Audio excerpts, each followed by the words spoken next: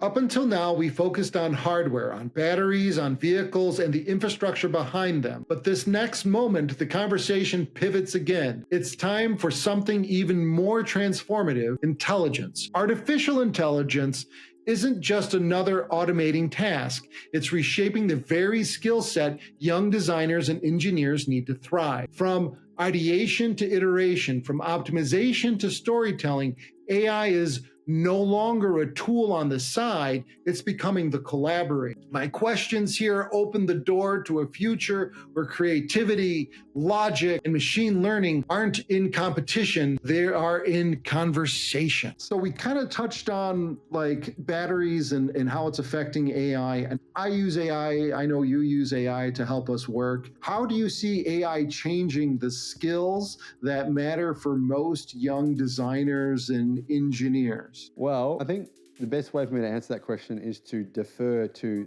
experts. And the news is not good, because if you look at probably some of the smartest people, they believe that all of our jobs will go within probably 15 to 20 years. And that means that whatever work you do now, is that a waste? That's the question. I think that working in a creative industry is the best industry to be in, though.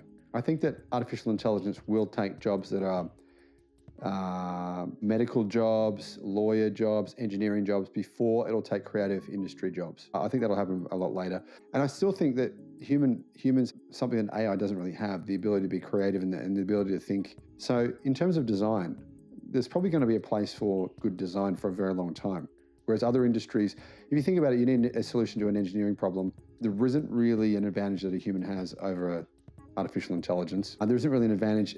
Think about it. We're going to look back in 50 years and say, remember when human beings used to do surgery on, wasn't that crazy? Remember that? That was the dark ages. Can't believe someone stuck a knife in me with their shaky hand. Yeah. But I think with design, it's a bit different. I don't know that. I don't know if it's a case where humans have ability to see things in a way that I don't think machines do. So that could be different. Well, and I hear you when you say that.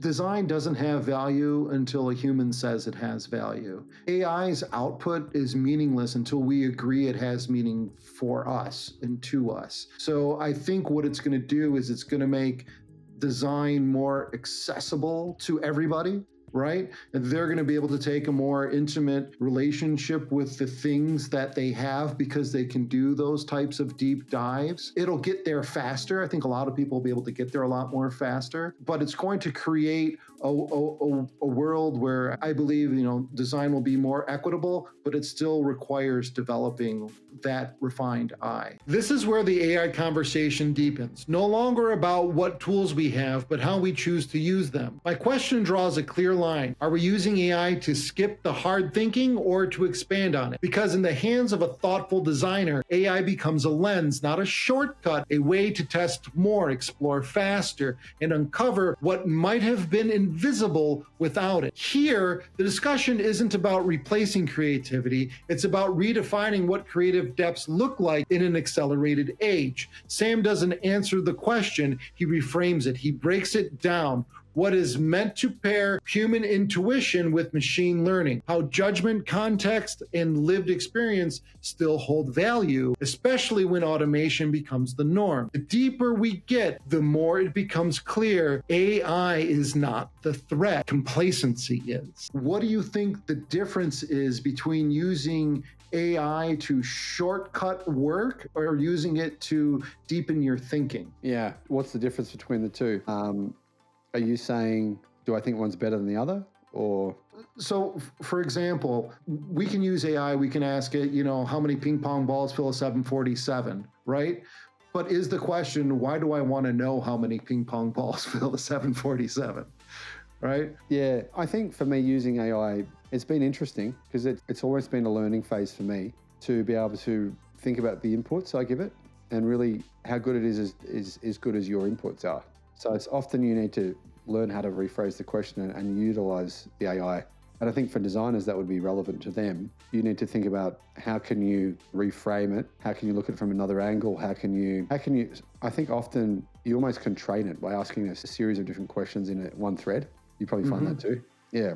Yeah. So Now, Sam pivots from theory to blueprint in the next few minutes. He lays out a personal practical strategy for integrating solar and battery storage, one that reimagines how individuals can reduce grid reliance and reclaim energy resilience. This isn't a startup pitch or a policy paper, it's a system level sketch grounded in reality and shaped by experience. A reminder that meaningful design doesn't always come from the top down. Sometimes it begins at home with what's available and with plan to scale. I actually wanted to give you an idea of my solution with solar and batteries before we move on. Imagine, right, that you have a factory powered by solar primarily. So their energy costs are lower and they are utilizing some cheap iron flow batteries potentially for energy storage, or sodium batteries for the energy storage. Quite cheap energy. That's the cheapest form of energy right now. Let's say that factory was in San Diego or Texas, somewhere where it's very sunny, somewhere where it's, sunny days 95% of the time. So the output of your renewables is very high. So the cost for your electricity would be much, much lower than anywhere powered by nuclear or wind or anything else, right? Now, imagine that same factory is using robots to manufacture its solar panels, right? No humans involved, robots, just robots. Then the cost of those robots will continue to drop as our AI gets better. Could that be the pathway to this cheap, abundant solar and cheap, abundant batteries? Obviously, the robots will also make the batteries in the battery factory powered by batteries and solar. Is that the solution? As the cost is driven down by artificial intelligence and removing humans from the equation. Sam's reflections takes a personal note, but what is striking is how seamlessly they return to systems. Even in a casual metaphor or a side note, he draws a line between everyday decisions and global outcomes. This section blends humor with humility, insight with accessibility, and reminds us that even the biggest conversations about energy, innovation, the future are still rooted in how we compare one fruit basket to another. The message lands not because it's complex, but because it is clear. It makes me really question what is the actual value of things at that point, right? Because how do you assign it? How do you start even assigning a value to it, right? And when it, and you touched on it earlier, like the cost difference between solar between Australia and the US is incredibly different because you guys think about energy as a solution over there, because you're a large country, you have a lot of resources, but also you don't have a lot of resources because you are isolated where you at, and you've got plenty of sun though. You've got sun everywhere down there. Yeah. It just makes sense.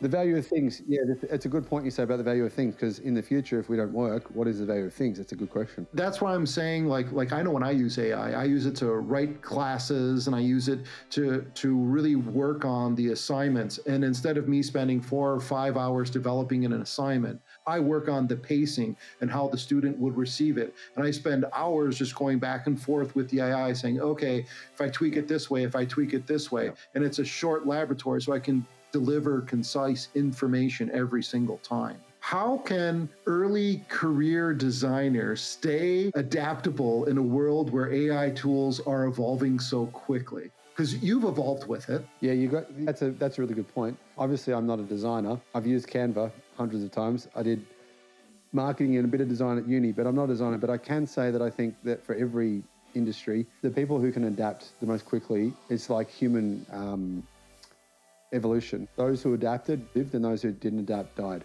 And I think it's the same to all these industries now. The quicker you can adapt to new technology. So if you come into it and you have a mindset of a 70-year-old where you're like, no, I've always used Final Cut Pro, I've got to use this now, and I've got to stick with this because I've always done it. My teacher told me to do this, my dad did it, then you're going to be dead in the water. I think that people can adapt the quickest, not the smartest people. I don't think you need to have the highest IQ. It's like being wealthy. The richest people don't have the highest IQ.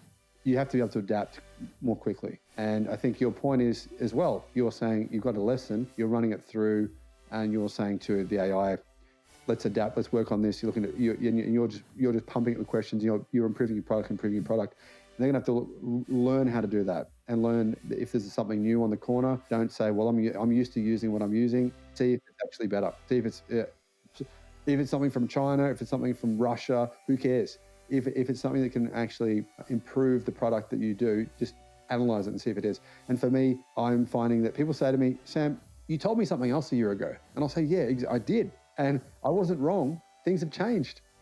Right. Well, like my diet's changing because I've got new information. I just found some new health information, as you know, from you guys. You guys do amazing studies in the United States, and I find this new information. I'm like, okay, I've got to change. Time to change. So you got to be willing to change. I think that's the most important thing. My message would be that. That is a fantastic message. You know, when I first got into engineering, there was, for every engineer, there was like 6 designers. And then like 3D CAD hit the scene. And within 3 years, there was 1 designer for every 6 engineers. Like it just completely flipped. But if we go even further back, like everyone was a farmer, right? And now hardly anybody is a farmer. And so what happened? All these different types of jobs that we never thought were going to exist started creating themselves. So I think the type of jobs and availability that we're going to be doing, I think people are going to be allowed to experience their passions more focused and more deeply because they'll have accessibility to all of that knowledge without some kind of, you know, paywall or inhibitor. We can all go as fast or as slow or as methodical as we need to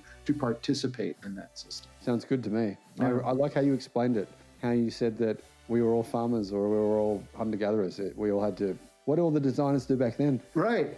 Well, they were just making little wicker baskets probably, right? Like, check out this one. I can carry 5 more, you know, fruits in it than the other one. For those of you that made it all the way to the end, thank you so much. Like and subscribe if you'd like to see more so it shows up on your feed. I'm going to keep making this stuff so I can assign it for homework. So don't worry about that part.